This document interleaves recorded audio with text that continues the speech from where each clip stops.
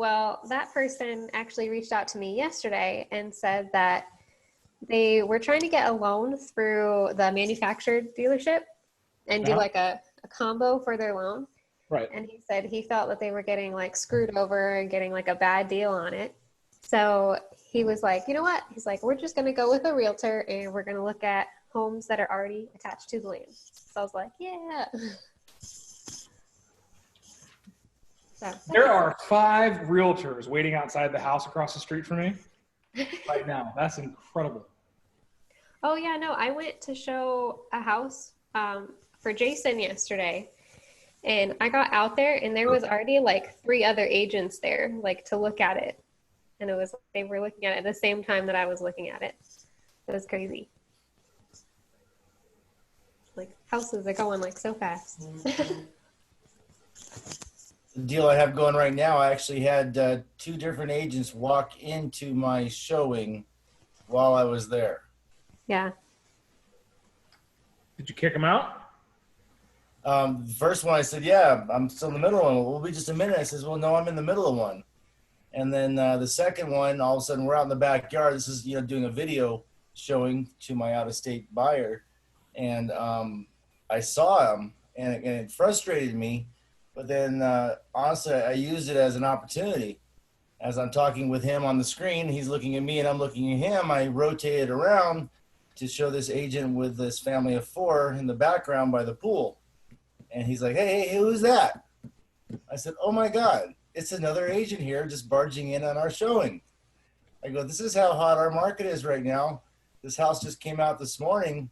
I said, let me call you back so I can, get rid of them because this is not right. And I actually put a fire under him and we made a deal before I walked out the door. But yeah, that's the way it was. And I basically was like, hey, I got the key out. I'm responsible right now for all of you being here. I can't have this. You need to wait till I'm done. I'll put the key back and you can register the key out. Yeah. If you're showing a house, take the key out of the key box and lock the door. Oh, yeah. Don't let them come trumping in behind you. I was surprised. It is not rude. It is not unprofessional. It is 100% your safety. Yeah. So don't let them be like, nah. Real quick. What's up, Tess?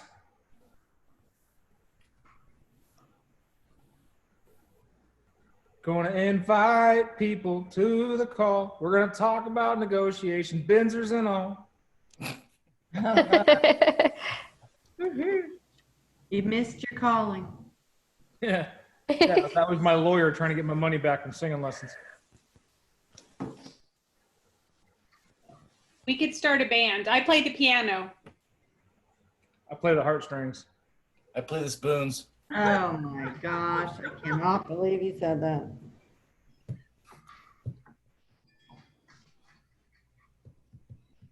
Tess, you could do the cowbell. I play accordion.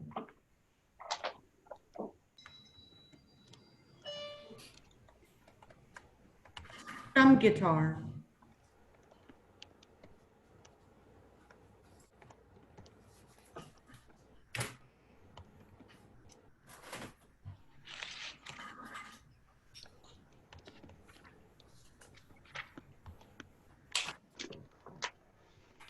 No, doggy, no. No. Okay. Oh, get in. Oh, down. Send the broadcast. I just sent it to everyone in the company. Let's see who shows up. Because sometimes I like to throw the masterminds out there for a lot more agents, not just the PC group. Give you guys some more insight. Maybe some agents will pop in. They learn some stuff. We get some new tips, tricks, and people that love it. So.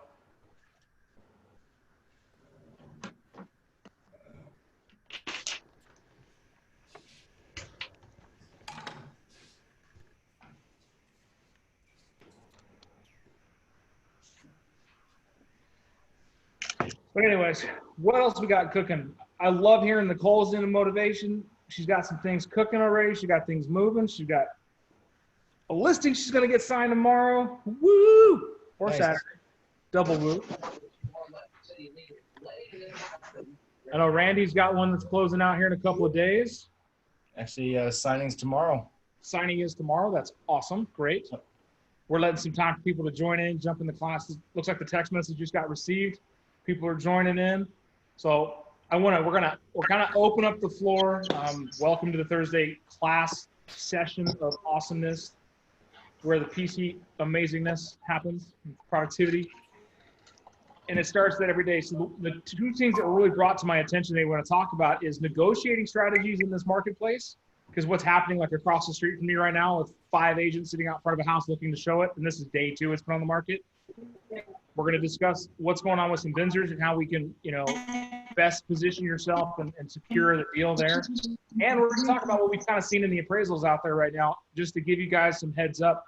And I'm going to start on that aspect when it comes to the appraisals, just to give some insight. I talked to an agent on the Jones team today, and they had 3 appraisals come in shy this week. And they're not small amounts. They're 36,000. So massive impacts to the deal. So that's why it's super important, guys. If you are a listing agent and you are doing a listing, that you have a dossier of information that you can hand to the appraisers or leave on the counter. No, Jason, I haven't been losing weight. I just shaved my beard. But thank you for asking. I thought the same thing, actually. Oh yeah. I don't know if I've lost weight though, but thank you. That's kind of funny. But that was the biggest thing is when the appraiser's going on right now, if you can give them a packet of the comps that you pulled, the information you have on the house, if it's been updated, if there's been an addition, if there's been any kind of renovations in the house, those might not get seen because the appraisers are doing what they call drive-by or street-level appraisals. And part of the curriculum for them is they just have to physically see the house from the street. They don't need to get out of their car. They don't need to walk around if they don't feel like it's safe. Some of them are measuring the outside of the house for square footage. Some of them are looking to see what's going on in that space. But be careful, guys, when you're doing listings, please, all the information you can possibly give is only going to help you guys out because these street level appraisals are really starting to tank out the market. And I hate to say that appraisers are getting lazy. If they don't have to go look, they're not going to look. And the reason we caught them is on Robin and I's, no, it's not Robin, it was Renee's and I's deal we're looking at. They missed 200 square feet of the house. On mine? Was that yours? No. No, that was Amber's. I don't know. I deal with so many appraisals. I do think they missed on ours, but we appraised at value minus this whole roof issue. So Right, it's the whole issue. But that was the thing, 200 square feet. You can't tell me an appraiser was doing a due diligent job and missing 200 square feet of a house. So, and all we had to do was we literally sent them the plat map and the information that we got from the county, send it to them and said, here's that info. Anyone else having some issues with appraisals that you've come across that we can like let the people know about? flat roofs. I can't get an appraiser. That's another thing I was going to bring up here in a second is you need to be on top of it. Rob, why don't you go ahead and tell us that situation so far? Well, the appraisal was ordered on July 2nd, and I followed up with the lender twice now, and they just say it's been ordered, but no one's picking up the order to do the appraisal. Who's the lender? Nova Home Loans. I was just curious. So anyone else have issues with appraisals taking forever? It's worth the phone call. Pick up the phone and say, hey, what's going on with this? Where are we at? I've got a house out in Sahuarita that took almost 4 weeks to get an appraisal done. And I'm sitting here, we're supposed to close next week. I don't know if it appraised at value. I'm a listing agent. Don't know if it appraised at value. Don't know if I have any conditions, nothing. Emails, texts, calls out to the lender, not a single response. Have to send a certified letter to the loan officer. I need an update on the appraisal today or we're going to cancel the contract. I just wanted it out of my face. Exactly. Thank you, Michelle. But that, And I had the same in March. I had an FHA appraisal and it was nearly 4 weeks. And we just didn't, we got static from the lender, just no answer, no response. So it was frustrating. yeah, so we're running across that a lot. It sucks. And there's been a ton. I want you guys to be vigilant. Be vigilant on top of it. Be on top of your deals. stay on top of your lenders. If you're the buyer's agent, the seller's agent, I don't care if you're the partner agent. If we're not on top of these third parties, these vendors that are supporting the deals, things are going to fall through the cracks. I know Laura has a deal that's going down that the 10 days it's stacked at the lending. Well, nothing happened with it. So appraisals are backlogging, but I think it's also the loan officers not pushing things through. So I think on agents, we need to be a little bit more in their face about getting it moved. So really don't want to spend a whole lot of time on appraisals. I just want to give you guys some insight of what we're seeing. I really want to open it up to some negotiations. What have you been seeing in the marketplace? What have you been using that has been working? I've heard agents doing the letters on the offers, sending personalized videos with the offers. What are you seeing out there that's working? What have you personally done that's working? And what would you advise that, or you need some help figuring out? I'll open the floor. This is the interactive part of the evening. Well, I have something in contrast to the lower appraisals coming in. There was a home listed for $310,000. The top of the market in that area was $326,000. My client had already lost one other offer where we bid $10,000 over list price. And on this one they wanted to offer $15,000 over list price. And I called the agent at 9 a.m. on a Saturday on day one of the list, of it being listed. And I said, my clients are willing to make an offer over list price, but we need to know by 6 p.m. tonight. Can you commit to that? And the agent said, yes, you have my word. So he called me back at 6:02 and said, you got it. We were concerned about it appraising, but it came in at value. But I didn't want to go any more over 325. My clients were probably willing to go more because they wanted it that bad, but I didn't want to price them outside of the market. So yeah, case in point, like on the negotiation sides, we're going to have to be aggressive on putting some offers out there, but is it going to appraise? What's the contingency if it doesn't?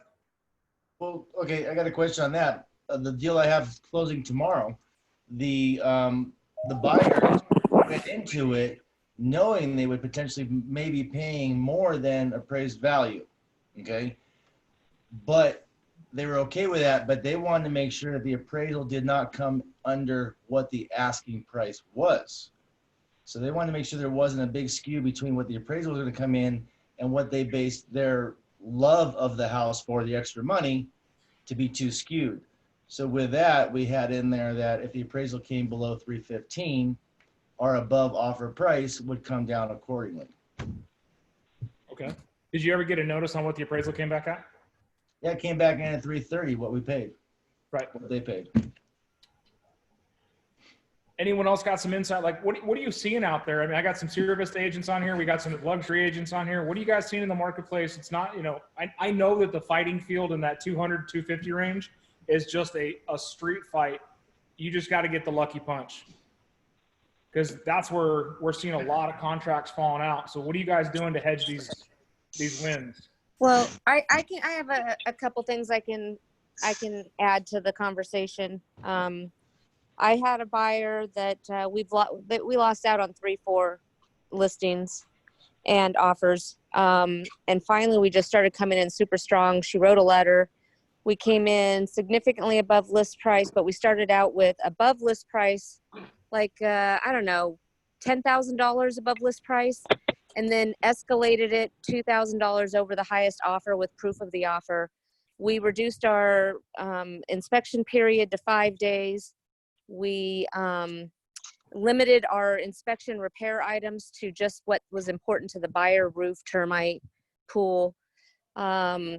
We really just no home warranty, no HOA fees, just super simple conventional loan. And with the letter, we got it, even though there was a cash offer on the table.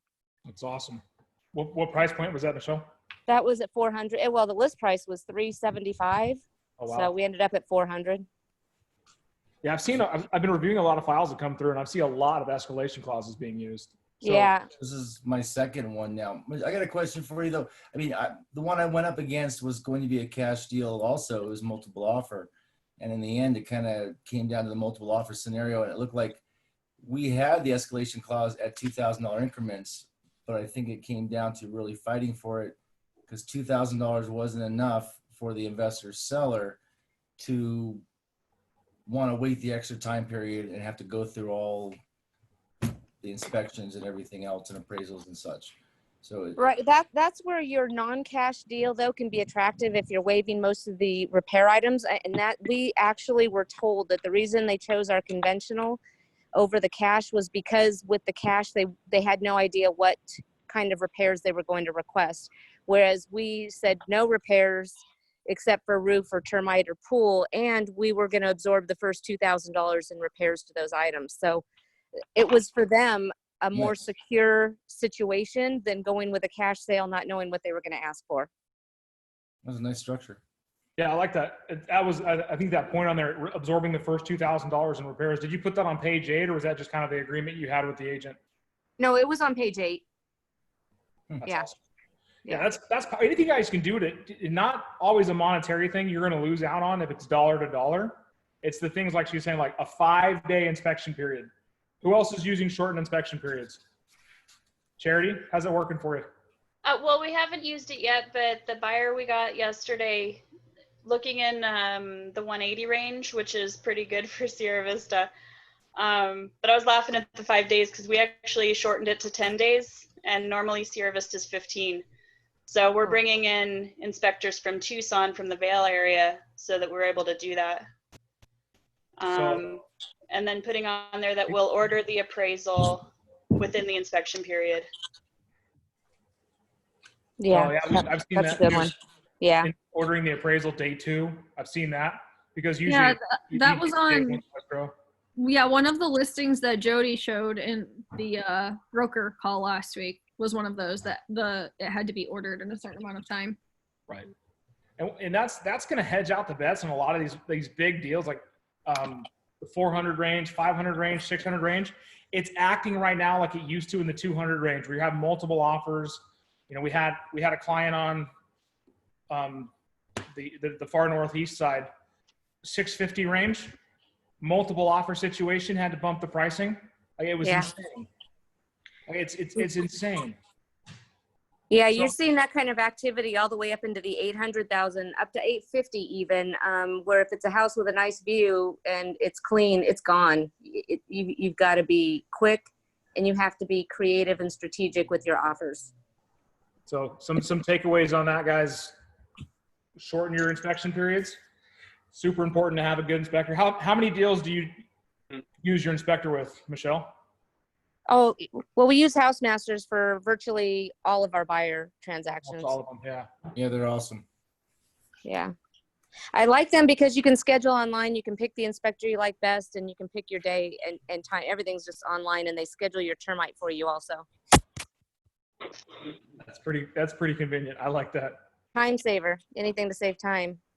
part of my offer, Dan, was on this one here was that I turned it in stating that I already had a tentative schedule for roof, termite, and home inspection to the selling agent. And she was like, "Really?" I says, "Yeah. So if you accept it tonight, we'll have them out there tomorrow morning or Saturday morning, whichever way we go." So, and we did. We ended up having all inspections done and our response done in 4 days. That's awesome. That's a quick turnaround. Another thing I'm seeing a lot that is helping out on your deals is, like Michelle said, is already kind of negotiating your repairs. If you can look at a house that was built in a normal, 5-10 years ago, and your buyers are confident with it, I have seen offers coming through on the listing side. I've seen offers coming through with signed Benzers. So it eliminates, it's a high risk move, but it eliminates that objection. And these are where, my sellers are taking these offers into serious consideration over a cash deal for that exact same reason. We don't know what the cash buyer is going to ask for. I think the one concern about that, though, is, if you're signing off acceptance on the Benzer without even doing inspections, that really puts the buyer at risk. I think that it might be better to say you're not going to ask for any repairs, but not waiving your right to walk away if the inspection shows anything. Yeah. Yeah. I'm just giving that just what I'm seeing. The best way to do that is just to put on, buyer understands home is being sold as is. And that's moving Yeah. forward to do your inspections. Yeah, for sure. Now, you guys are going to come across a lot of buyer competitions, and I hope you guys can pick up some of these buyers. The big metropolitan areas, New York, San Francisco, LA, Hollywood area, Upper Virginia crest, are dumping their houses and moving this way. We're seeing a ton of cash buyers because they can sell their house on the Western Seaboard for $400,000 or $500,000 more than they could buy a house here for, pay off their loan, come here and buy a house cash. Mm-hmm. So that's where, when you have sellers, and I want you guys to all start focusing on how do we get more listings. As a company in a market center, we're focusing on listings more and more and more, because I think that's the highest and best leverage for you. Having those conversations with your sellers agents is, they're coming from, as a seller's agent, they're coming from a different market. What are we expecting? Hey, Dan. Yes, Ms. Kathy. When you guys up in Tucson, with it being so competitive there, and you guys having to make the strongest offer possible presented, are your buyers not asking for any closing costs? Are you including that in there while you're making your offers strong, or no? Don't ask for anything. I mean, literally, if your buyer doesn't need closing costs, you need to make your offer as strong as possible. Closing costs it's not going to be competitive against another offer. Another thing, like Hope was shaking her head real hard. If they need closing costs, even adding it to the loan isn't enough. Tacking on that $5,000-$6,000 over and above asking price isn't enough. Okay.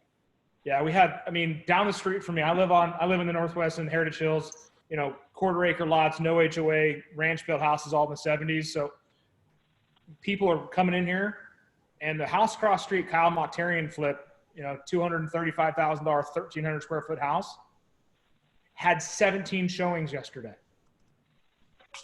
Hey, that's good news. We have a coming soon coming in Heritage Hills. It's a flip of ours. Awesome. What street? On Eastham. Oh, cool. Yeah. How much? Coming soon at, what is it? 258. No, 248, 620, I think is what it is. And it's a super duper flip. So almost everything in it's been replaced. So I should have just waited a couple of months. I got to buy your house instead of mine. Oh well. 3 months rebuilding. I'm hoping for the 12 offers on ours too. Fingers crossed. So this market on the north side has been stupid busy, and anything that I see that's no HOA, it's been nuts. But yeah. So that price point, guys, it's, if you have buyers that need closing costs, we need to have that conversation with the lender. Yeah, this isn't the right market for buyers that need closing costs. It's almost impossible. Yeah, it's definitely, it's for us to sharpen our skills and get out there and negotiate. That's why I want to talk about this today. It was super important. I'm glad to have the extra brain power on here. Yeah, those buyers, I would say as soon as they enter the market and they're saying that they need closing costs, you need to counsel them to start making those extra payments into their savings account so they don't have to do that, because they're going to lose several deals if they're putting in a request for closing costs. That's just my experience. Well, yeah, well, you don't always have that luxury with military. Exactly. Yeah, I was gotcha. going to say, we live in Sierra Vista or Hereford or Bisbee. We are not, or most of our clients are not, from California or other places, and the locals do not have that kind of financial capacity. So it's really tricky, even if we add it on top of the purchase price, it's something that's very hard for a lot of the buyers here locally. And at least in Cochise County, it's a very tough market. Even getting to look at a new listing, because there are already people from out of state with their wallets open, so right. It's not definitely easy at all. Challenging. It's not an easy market for buyers right now, and they can become super frustrated, and just trying to keep their spirits up is half the battle. Same with the agents. That too. people need to know their lenders and the deals that the lenders can do. I saw something from Aaron Leal. I saw want to that say too. he Yeah. was given, I don't know, like $2,500 or something for anybody, like towards closing costs by the end of July. I know that you've got Keller Mortgage that doesn't have that'll pay so much, there is no loan costs and stuff. There's, the appraisal and stuff. So there are lenders out there with different specials. So I think really knowing those and, Yeah. telling Also the that buyers. new lender app, the IntroLend app, when you submit your client to that IntroLend app, you have like 2 or 3 lenders who are competing for your buyer. So they will be more strategic and resourceful in finding a program that works for your buyer and their needs for closing costs. So I would definitely download that app and use the resources of the lenders that are competing against each other. Keller Mortgage is a really great option, and thank you for sharing that information about the app. I didn't know about that. Keller Mortgage is an excellent option, and that's how I ended up closing with a buyer who did need closing costs to make his offer as strong as possible. The other thing is, and I know this is a different market than Tucson, but I just wrote an offer, put a buyer under contract with new construction up there in Tucson. Now, the builders, of course, you already know this, are offering crazy incentives for buyers too. So for somebody that needs the closing costs and if they're willing to wait for a new build, that's an option perhaps. Right. But most people want to move right away. So. Oh yeah. And for those of you who are shopping in the big price range, we're talking about 400,000 or 500,000, 5, 6, 8,000 million. I talked to a couple of people over at the used to be OB office, Emery Erickson, Adam Kraft have some big deals. They're having a hard time finding inventory. Coyote Ranch, I talked to the broker and owner of that the other day, just kind of making conversation. And if you guys know this, if you got a buyer that's in that 550 plus range, they want land, luxury, good views, it's Far East Side, Coyote Ranch, they're paying 4% on the lot and 3% on the build out.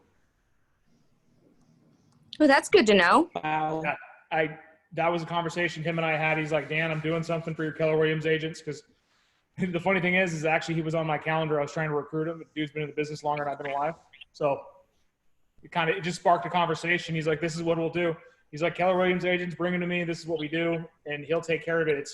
It's the lots are between 80 and 100,000. He said, but if you have a buyer that's in that 550, 650, 850 range, like depending on how massive of a house, and the minimum is 2,300 square foot home. They have RV lots. It's just a really nice community. He is paying 4% of the lot and 3% of the build out. So you can make a couple, $15,000 on the deal when typically all you're getting is a land value on those houses. What are you saying? The 3% of the build out's going to the buyer for like closing costs, or what's the 3% of the build out? To you, what the cost of this house holy is. Moly. Right? That's what I said. I'm like, you're not just paying me 4% on the lot premium, which is, $4,000 or $5,000. Yeah. You're also going to pay me on what it costs to build the house. Right. Because their lot premiums are pretty hefty. I mean, their lot prices are pretty hefty, right? Yeah. I think their lowest lot, he told me, was like right now is 86,000 or 87,000. Okay. Yeah. Little acre lot. But I mean, they're all premium viewed. They're all there, but the build outs are all. Right. So, I mean, that's a great opportunity for some buyers. If you got some foothills buyers that are just not finding anything that's going to work for them. We don't have the city views out in Coyote Creek, but he has fantastic mountain views, fantastic rural views. So I thought that was pass it on to you guys so you can get that information and get that. You got somebody out there? Hell, I'd love to make a double dip for sure. Yeah, Dan, it's Hope. I would like to get some information on that for sure for my buyer. Yeah, you're actually the reason when I saw your name pop up, it made me think of the one you and I are working on right now. Yeah. So I will get that information over to you. I'll get some information out. If you guys want it, just text me, let me know. And I'll get you his contact information. Send it all out for you. Thank you. Is that the same guy that has the custom builds on the 3-acre lots on Old Spring Trail? I don't know. Okay. I doubt it, as he's been Peter Brackus, sorry. He's been focused on Coyote Creek for 35 years. He bought the land in '87, has been developing it since then. It's a 1,000-acre parcel that he's been developing. Okay. Cool. I'd like info as well. Thank you. Yeah, so some of the houses, like he showed me some of the stuff he's doing and some of the build outs, and they're incredible homes. Well, awesome, guys. Great back and forth so far. What, Moose? My dog's staring at me like I did something wrong. I was just texting. I got to get going. I got to make dinner for my hubby. But Awesome. yeah, Appreciate I will you catch you input, guys Michelle. next time. Thanks for the reminder on this because I didn't schedule it and I was just pulling into my home when the link came through. So I'll get on the next one. Awesome. Thanks again. We appreciate you. Thanks so much, Dan. Take care. Bye, everybody. Bye. Get out of here. So we get the collective activity, guys. That's where you're going to learn is just, you may do a deal a month, 5 deals a month, 10 deals a month, but having the collective knowledge, that's why I call it their masterminds, is bringing the knowledge of everybody around you that's bringing this in. And if it helps you make a couple extra deals, that's the power of Keller Williams. Sorry. There's something going on in the background. Moose found something to go attack. What else you guys working on? What else can I help you with? What else can we talk about as a group setting and just like really bolster your business? I posted a question on there, basically because I'm something that came across in the news. I don't know what happened with your microphone, but it sounded like you just went to a death metal concert. I All said right, I so I see, put a question in the chat So because the I saw anticipated something rent on the- evictions due to the end of the moratoriums, Yeah, the end of the moratoriums. they've been extended. I can tell you that. I know, but that's just only going to increase the number of families that are going to be displaced when the wall comes crashing down. So how are we going to be able to leverage any of that? That's a great point to start talking to the people that they're investors. I've got 2 investors right now that I've actually been texting during this call, like finding out what's going on. And they want to know because they have the same situation. They can't evict them. August 1 was the date that they can kick them out. And August 1 is when they decided to move and they're going to put the house on the market and move it. But it's the relationships I've already kind of set up with those people. So if people are looking to rent, I don't know if you guys can hear that, but stop. It's having those conversations now and hedging out an idea, letting them know what's happening in the marketplace. Because if you tell an investor that just spent the last 5 months paying the mortgage on a house that he can't rent or she can't rent out, and we tell her, look, I got a house in this market, your house will probably be worth around X. Come to them with that information. Say, hey, you know what? Just come from contribution, give them that information. And I could probably get your house sold in less than a month. In this marketplace, if they're renting the house out, it's probably not north of $400,000. Just saying. So that we can get that leverage and say, look, house across the street. I'm sure it'll be active contingent tomorrow. Just guessing based on traffic and flows. And I'm super pissed off that I wasn't able to buy that house. Scripts for that? What's that? Any good scripts for that? For what? Super pissed off that she couldn't buy the house. Yeah. I actually picked up a buyer yesterday. I was working I had my son on Wednesday and my office is literally looking at the driveway. And there's a lady that got out and she's doing, I call it the buyer look. I was like, you are definitely not an agent. I get out and start talking to her. She's a teacher up the street, made friends, got her contact information. It's not quite big enough and she wants a pool. And I told her and she's like, she kind of looked at me and I was like, yeah, I'm pissed off I didn't get this house because I tried to buy it. I thought it'd be great to have a house across the street from my house. There's your script. Be real. Be super pissed off about it. So, but if you're looking for that opportunity test to leverage, and that's start the relationship, start the conversation. If you don't know who to talk to or something like that, start going into your Craigslist ads, the Facebook Marketplace stuff, and the houses that are for rent. Call the owners. Hey, I'm not looking to rent your house. What I am looking to do is see if you want to unload it or increase your inventory. And then have that conversation.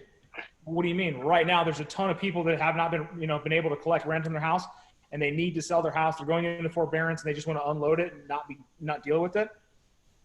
And investors that are serious players are picking up these properties because one, the onesie twosie guys that just have one or two rentals, those families that just picked up, kept their old house, bought a new house and rented out the old one, can't afford that 5-6 month window. So they're just dumping the houses. And the big investors that are like, I'll pay cash for it. They're adding to their portfolio. So now's the time to start making those conversations, come to life.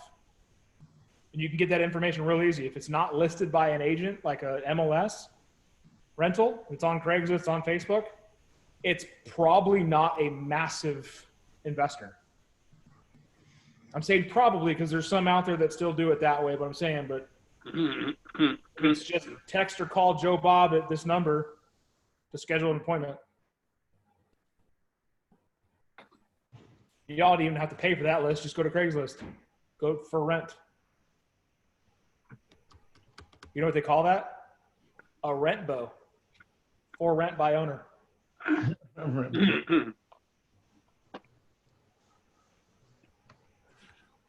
guys are awfully quiet now. You're telling me this whole time it was just Michelle talking?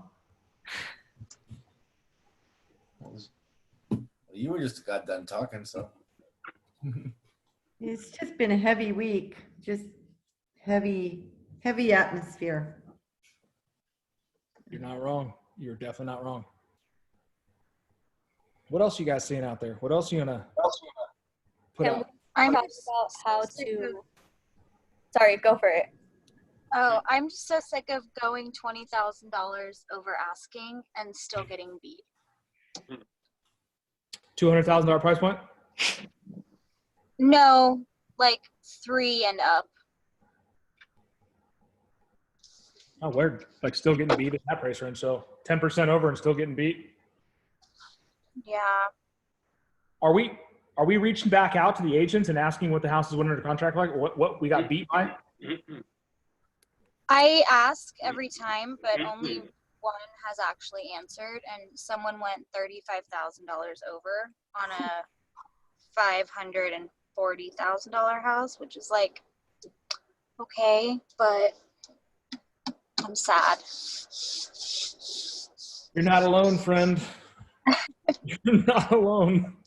I wish I knew what to do to make it better besides just offer more money. And that's what the other things we talked about so far, and that was shortening up their inspection period because that hedges out any bets right away. Accepting as is, still doing your due diligence so you don't find anything major or massive. Itemizing the repairs to a simplified request scheme and covering part of the cost. And no other asks. No home warranty, no paint the driveway. Yeah, I've tried a few of those things, but it's so hard. And all my clients want the same $500,000 house, which is great, but awful. Hey, Allie, you're likely calling the other agent prior to even making an offer to find out if there's anything important to their client, right? I'm sure you're doing that too. Yep. It's tough. I've been drinking a lot, you guys. Not the hard stuff. I love that. Well, be real about it, guys. Be real about the marketplace. And it sucks. It is, and you got to tell your clients that it's a street fight. It is 100% a street fight. The only way to be on the good side of this right now is to have your sign in the yard. Hey, Allie, the one that I recently got beat out on, I did call and ask what was the, could they help me understand why we, missed the boat on that one. And we were 10,000 over. They said the other client was just a blip over us, but they had a personal relationship with the seller. They lived in the neighborhood. So sometimes it's something more that we don't know about. So yeah, I would just encourage you to hang tight and drink protein shakes instead. Okay. Oh, thank you. So one thing we can do to hedge out some of the competition, guys, if you got listings that are coming up live soon, well, like soon-ish, communicate with your Keller Williams family. Let's service our buyers first. What do you got coming up soon, Nicole? It's a 4-bedroom, 2-bath in Rita Ranch. It's going to be priced. We haven't decided yet, either 213 or 215. 215. 215. That was our debate today. It was like he was like, Oh, because 219. we talked about it It's previously like, before, but it's been like a month since we talked about how much. Recomp So, it yeah. Okay. for sure. For sure. Yeah. It's they just replaced their water heater. They have a water conditioning system installed, and they just replaced their garage door. So it's a couple other new things. And then they also just redid the backyard with new grass. So good price point, 4.2 out in Raider Ranch. Yep. So you guys got buyers. I got a 4.2 coming up soon on the east side off of God, what is that? Willowbrook? Meadowbrook? Willowmire? I don't fucking know. It's Escalante and Houghton. So we're getting the doors put on it Monday and then finish the paint. It'll be ready to go. We may have to consider doing some unorthodox things. Last year, I ended up door knocking this place in Hidden Valley townhomes. I showed my client a townhome out there and they didn't like it. And we found out that there was a VRBO adjacent to the area. So we did some digging around, sent some postcards. I found myself at a pool party that particular weekend where we took some chips and dip and got to know people. The people that were staying at the VRBO showed us the VRBO. We contacted them and they said, yeah, we actually were just about to list it because we're tired of having it advertised as a VRBO. So knocking on doors, and if you know where your client wants to live, doing some prospecting out there. I mean, I know it's hot out, but we ended up getting it before it even hit the market. Wow. So yeah, with COVID, a lot of people aren't answering doors too, though. That's the thing. if you keep your distance, I imagine they'd be friendly. Knock on the door with your mask off, step back, like with your mask off, so you're like 7-8 feet away, so they can see that you're not a criminal. Well, I mean, they can see that your face, you're smiling, that you're probably still a criminal, whatever.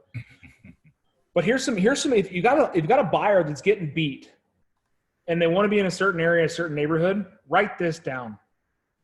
Take the purchase contract that you got beat on, black out their names, the other agents' names, the other listing information. Go door knock that neighborhood and show them. Give them a copy. Here, I've got a buyer that got beat on this house down the street. We need a home for them.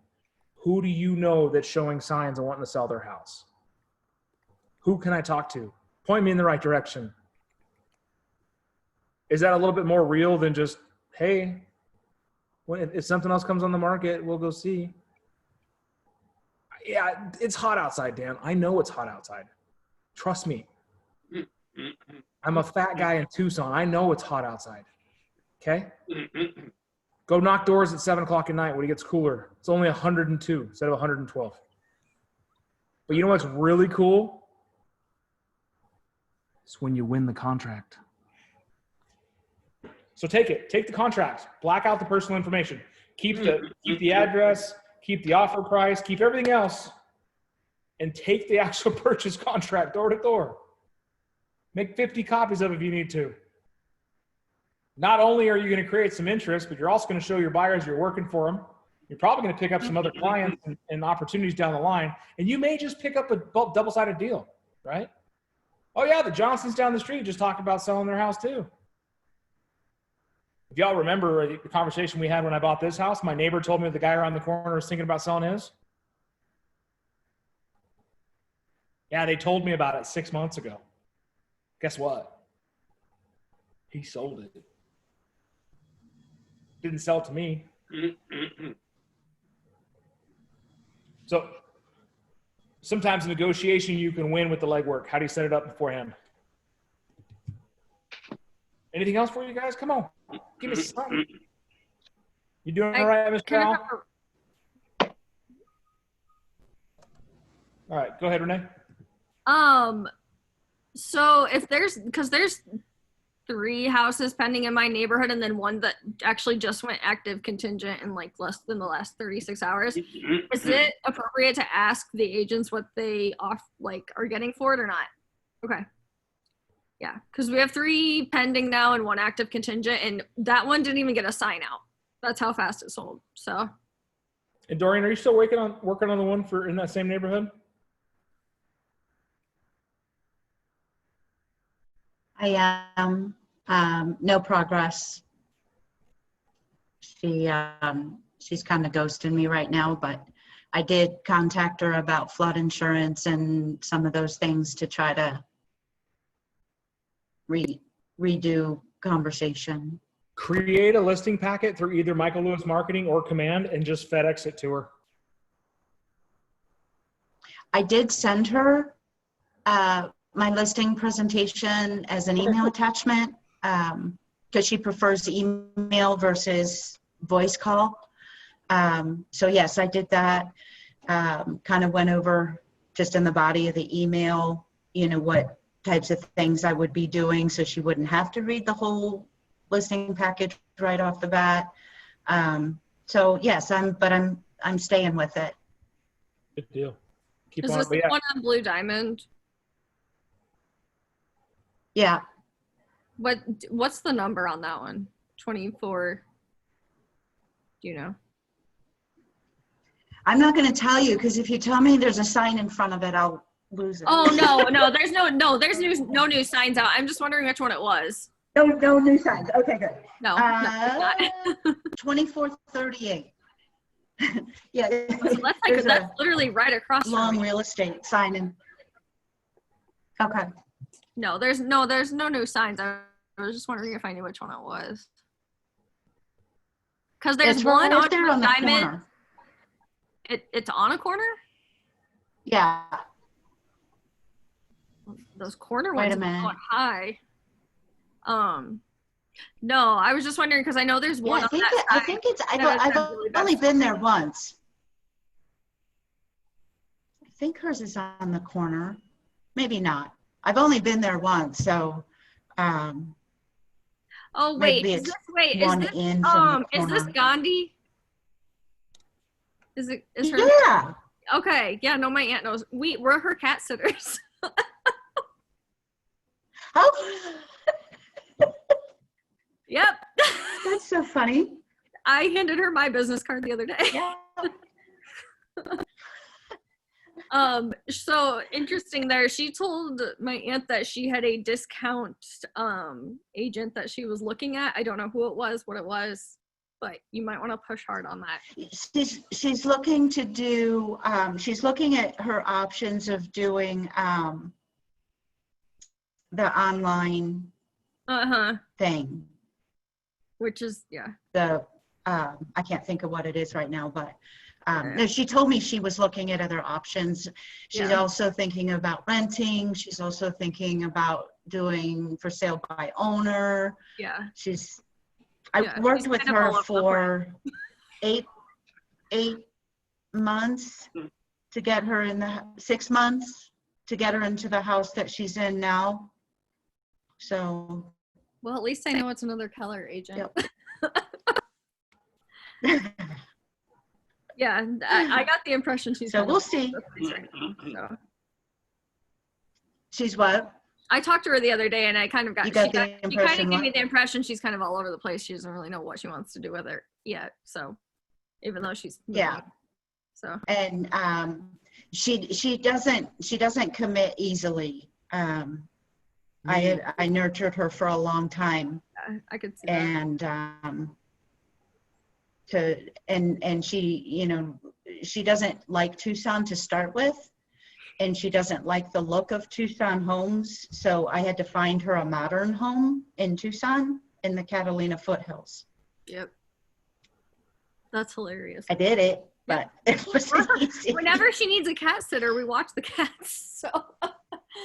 He's a cool cat. Yeah.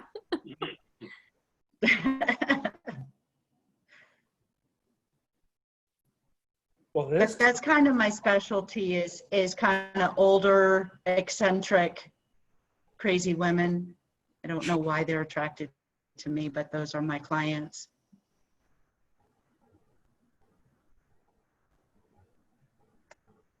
Older, crazy, eccentric. Hey, I have a quick question. So, what is like considered proper etiquette when you show up to a home, like to do a showing, and there's like a shit ton of people just standing outside, and you're like, Whoo, I just talked about this. Who wants to give some feedback?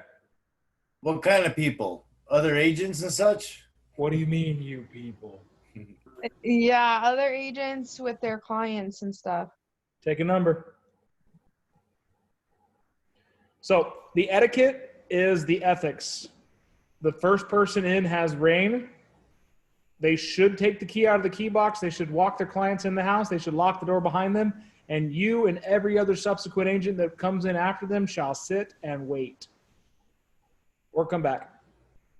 Don't bully, don't push, don't prod, don't try to get the keys, don't try to enter, don't try to do anything other than wait until they're done. Allow them the opportunity and sit there and coach your agents up on exactly what can happen. Show them that, hey, this is a hot house. If you're thinking about buying it, you think you like it, go for it. There's no problem with you looking around the outside of the house as long as you're not interrupting or disturbing the showing going on that took place prior to you getting there. I think I covered everything. If you are the agent that's there first, take the key out of the lockbox, have it in your possession. Let your clients in, lock the door. Do not let them in. Do not let them bully you. Do not let them passcode. Do not let them collect $200. Now, upon finishing your showing, you must lock the door, secure the property, lock the door, put the key back in the key box. It is not rude for you to not hand the key over to Mr. and Mrs. Other Agent. It is rude of them to ask. I'm glad you said that, Big Dan, and hope don't be intimidated by them, because I've been there too. I had, and actually it was a fellow Keller Williams rep or agent, and they rang the doorbell when I was there, and they said, we have a 12:30. And I said, well, we're wrapping up. We just need a couple minutes as a courtesy. Thank you so much. And then we went ahead and left. And then that person wanted me to hand her the key. I said, I'm going to go lock it up per protocol, you know?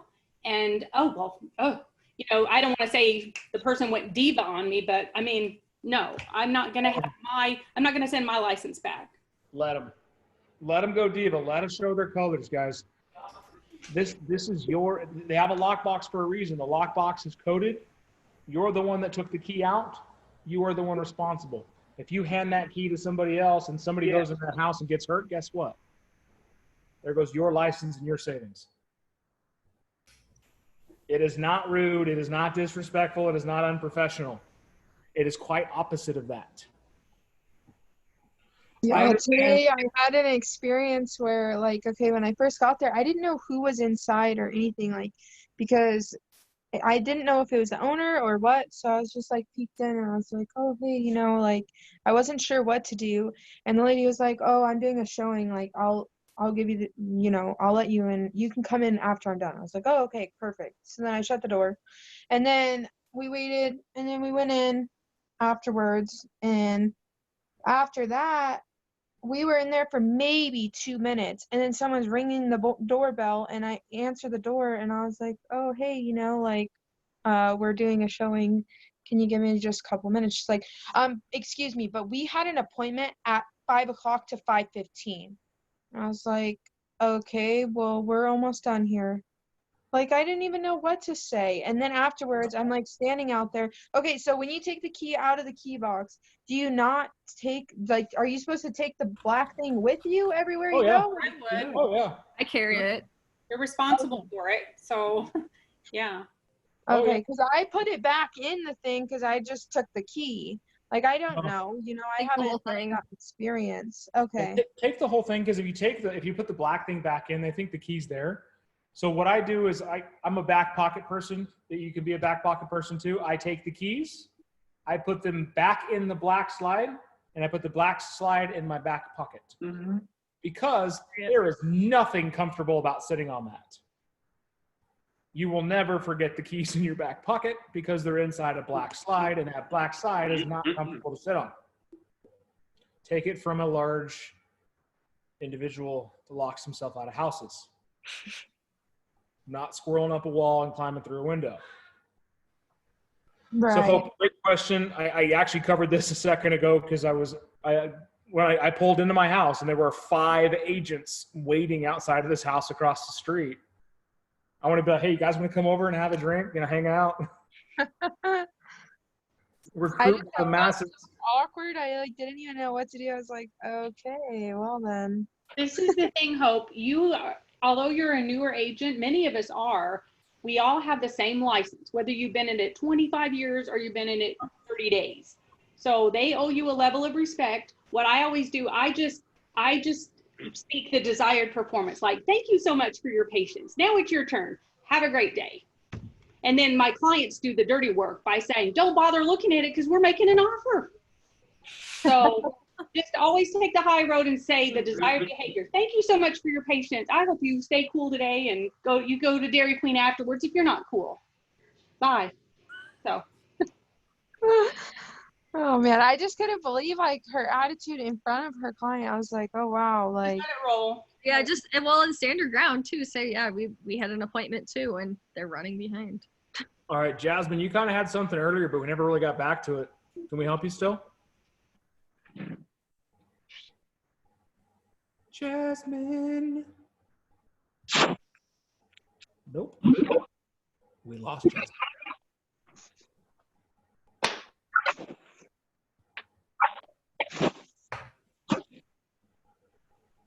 Cool. Well, no more Jasmine or Hope. They left.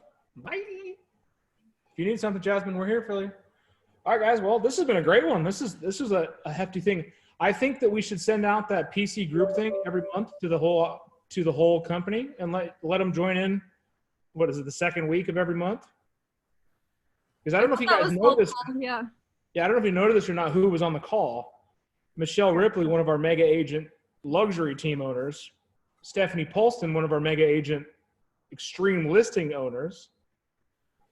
A couple of Kathy Boston, one of the mega agents out of Sierra Vista. So, Charity knew who some of them were, but I mean, some big hitters jumping on the call and giving you guys some feedback. That's what Keller Williams is all about. It's all about developing your business collectively. Because I look at the screen right now, and you know what I see? I see a shit ton of potential. And Jason.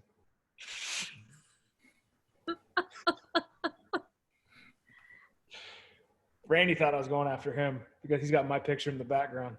But no, guys, I want to say thank you so much for all that you do. I know it has not been fun.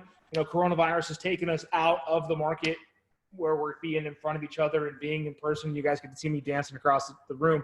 But I really hope that you've been engaged, and I really hope that we're bringing some value as a company to you as an agent. And that's only going to continue to happen. Ignite starts up on August 3rd, and I want you guys to join in. If you've done a couple of deals and you feel comfortable and you know how to use command a little bit, then do bold again.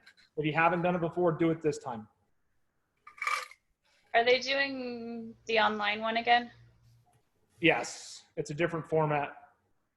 They got a lot of feedback from the last one, and they changed quite a bit of it. Okay. Bella, thank you so much for all that you do. Appreciate you joining in and helping out. We miss you on the morning script calls. You can join that too. But other than that, guys, it's a fantastic day. It is. And if you're having a tough day, just remember, you have a 100% success rating in all tough days. You've made it through all of them. All of them. And I guarantee you'll make it through the next one too. And if you get bullied at the front door by an agent wanting you to give the keys, you can call me. Put me on speakerphone. I'll handle it. If you got an iPhone, FaceTime me. Whoo, boy. Yeah, I'd like to show, I want to show my bouncer. That's who you are, the bouncer. Well, I was told I can't do that. By who? This guy. He's scarier than you. Jason Thompson could be your bouncer. Jason's my bouncer. To get to me, you got to get through him. And to get through him, you got to get through you guys. And we're good. We got it. When are you taking your test, Jason? I'm not sure about the program to study better.